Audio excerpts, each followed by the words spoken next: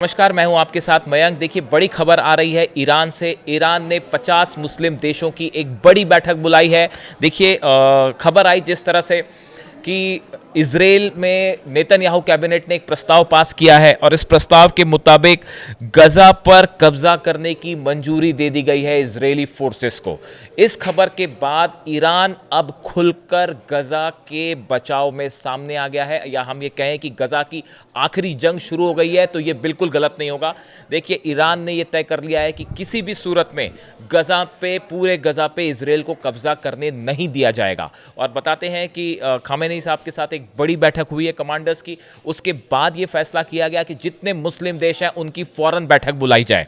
और देखिए, जो खबर है एग्जैक्ट मैं आपको बताऊं, Iran has called for an emergency meeting of organisation of Islamic cooperation, that is OIC, after Israel's war cabinet approved a new operation in Gaza city. Gaza में जैसे ही को लेकर इजराइल ने प्रस्ताव पास किया कि वहाँ पे पूरी गजा में अब कब्जा कर लिया जाएगा, उसके बाद ईरान ने सबसे पहले जो है OIC देशों की बैठक बुलाई है। और Iranian foreign minister Abbas Araghchi urged Saudi and Turkish counterparts to act swiftly. जो अब्बास अराक्ची हैं, विदेश मंत्री ईरान के, इन्होंने तुर्की और सऊदी अरब के विदेश मंत्रियों को कहा है कि फौरन बैठक बुलाइए और इजराइल के इस प्रस्ताव के खिलाफ, इसके पहले कि इजराइल गजा में, पूरे गजा पर कब्जा करने की कोशिश करे, इजराइल को रोकना ज़रूरी है। इसके खिलाफ फौरन मीटिंग करिए और फैसला लीजिए। कुल मिलाकर देखिए, ईरान जो है अब गजा की, हम इसमें कोई डाउट नहीं है कि गजा के लिए आखिरी जंग शुरू हो चुकी है। 60,000 से ज़्यादा फिलिस्तीनी मारे जा चुके हैं, लाखों फिलिस्तीनी जो है वो अपने डिस्प्लेस हो चुके हैं। इन हालात में नेतन्याहू गवर्नमेंट का ये फैसला कि अब पूरे गजा पे कब्जा कर दिया जाए, ये बेहद ही खतरनाक प्लान है। हम देख रहे हैं किस तरह से फिलिस्तीनी जो है वो सफ़र कर रहे हैं गजा में। उसके बाद जो है अब ईरान की तरफ से हमने, देखिए, मैंने पिछले वीडियो में भी आपको कहा था, बताया था कि गजा को लेकर जल्दी ही ईरान और इजराइल आमने सामने हो सकते हैं। देखिए, कई बार हमारे दर्शक हमसे पूछते हैं, आप लोग कई बार ये सवाल करते हैं कि आपकी कई बार कहा जाता है कि आपकी इन्फॉर्मेशन बिल्कुल सही होती है, या आप जो कहते हैं उसके कुछ दिनों बाद ऐसा हो जाता है। उसकी वजह है हम थॉरो रिसर्च करते हैं और फैक्ट्स के आधार पर अपनी खबरें बताते हैं। कई बार आपको कुछ चीज़ें पहले से समझनी पड़ती हैं, रीड करनी पड़ती है कि क्या आगे हो सकता है, तथ्यों को एनालाइज करते हुए। हमने पिछले वीडियो में अपने बताया था, 2 वीडियो पहले हमने बताया था कि देखिए, गजा को लेकर जो है अब ईरान और इजराइल के बीच में फिर जंग वाले हालात बन सकते हैं, और बिल्कुल वैसा ही होता दिखाई दे रहा है। ईरान ने बड़ी बैठक बुलाई है और इस बैठक को लेकर जो है ये भी साफ कर दिया गया है, ईरान की तरफ से कहा जा रहा है कि जितने मुस्लिम देश हैं वो एक तो जेनोसाइड करार दें, जो कि गजा में हो रहा है फिलिस्तीनियों के ऊपर।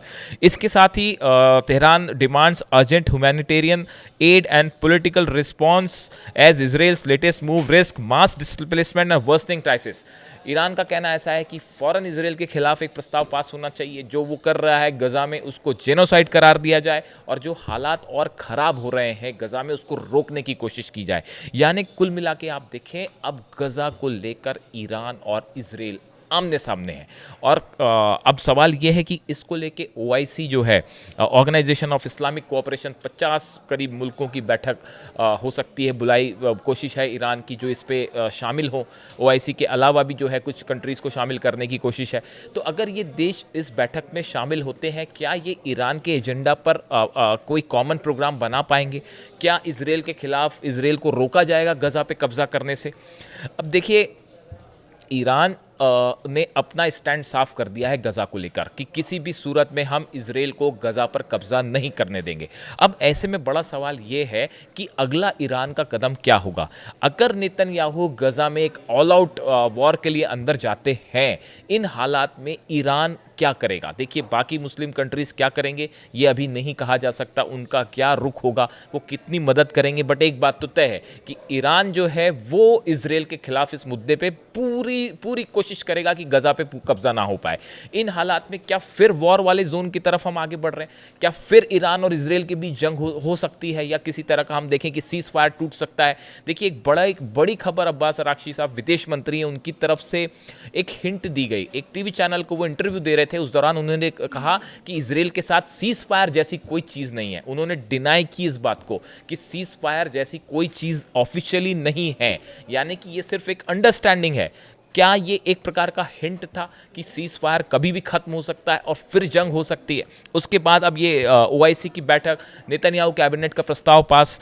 अब देखिए इसमें एक बड़ी खबर भी आई है, इजराइल के जो आर्म फोर्सेस के चीफ हैं वो भी नेतन्याहू के इस प्लान से पूरी तरह सहमत नहीं है। उनका ये कहना है, ज़मीर जो है उनका ये कहना है कि अगर इजराइल एक ऑल आउट वॉर की तरफ बढ़ता है गज़ा में, तो जो बंधक हैं उनकी जान को खतरा हो सकता है। बताया जा रहा है कि 20 बंधक ऐसे हैं जो अभी भी जिंदा हैं, और अगर एक बड़ा हमला इजराइल करता है हमास के ऊपर, तो इन बंधकों की जान को खतरा हो सकता है।